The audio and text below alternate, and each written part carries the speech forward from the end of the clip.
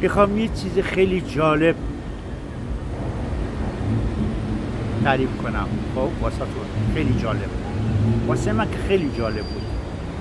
من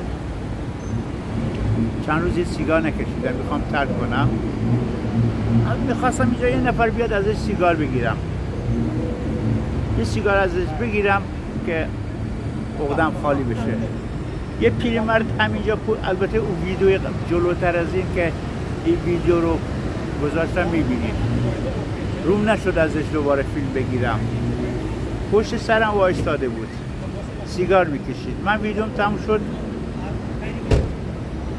دیدم سیگار میکشه، دیدم فرصتی خوبی، گفتم میشه یه دونه سیگار بهم بدی؟ گفت والا من توتون میپیچم، بیا بدم به خودت بپیچ یه دونه واسه خودت.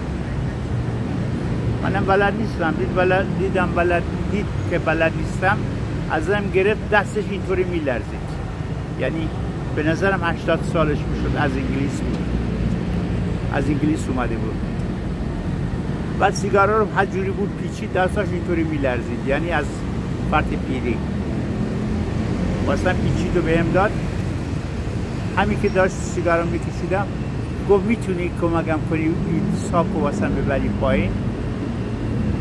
گفتم جلوتر از اینکه اینو بگه یکم باهاش صحبت کردم. گفت من همیشه تو حالت مسافرتم، اومدم یک هفته اینجا موندم، حالا میرم ژاپن، از اونجا برمیگردم میرم کره، از اونجا دوباره برمیگردم اینجا، میگردم شهرهای دیگر رو. گفتم اولین بارته؟ گفت نه همیشه میگردم.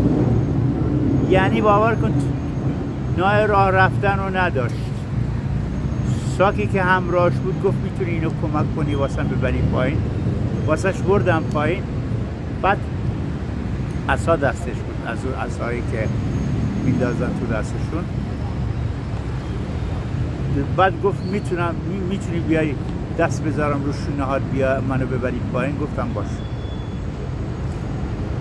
ببین این پیرمرد با این وضع، با این پیری، یعنی واقعا مسافرت‌های طولانی شهامت میخواد. آدم سالم هم سخته واسش.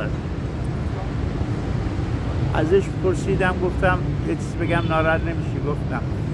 گفتم اینطوری واسه سخت نیست که میگردی تک و تنها کشورها رو میری، بالاخره مسافرت مشکل پیش میاد، مریضی پیش میاد. گفت نه اینطوری روحی هم خیلی با اعتماد به نفسم بالا میره. وقتی خودم تنهایی میگردم کشور رو میرم، مشکلاتم خودم حل میکنم، احساس میکنم قوی هستم. ولی اگه تو کشور خودم بمونم یا جایی که زندگی میکنم بمونم، هم پول بازنشستگی رو خرج کنم، دیگه احساس میکنم بی‌بنی‌ام. پس به خاطر که احساسی بی‌بنیی نکنم میگردم تا آخرش یه جا بمیرم، وای نمیستم. ببین دقت خوب نیست. من واسم درس شد، خیلی درس شد، خیلی. از تو ویدیوی قبلی این که بندازم میبینیش پشت سرم وایسا، شاید چهرهش رو نبینید ولی پاهاش رو میبینید. روم نشد ازش ویدیو بگیرم. یه دست بگیرید بگردید. منم واقعا با دیدن این مرد تصمیمم جدی بود که کلا کشورها رو بگردم، ولی با دیدن این دیگه خیلی اعتماد به نفس پیدا کردم. بدرود تا داستان دیگر.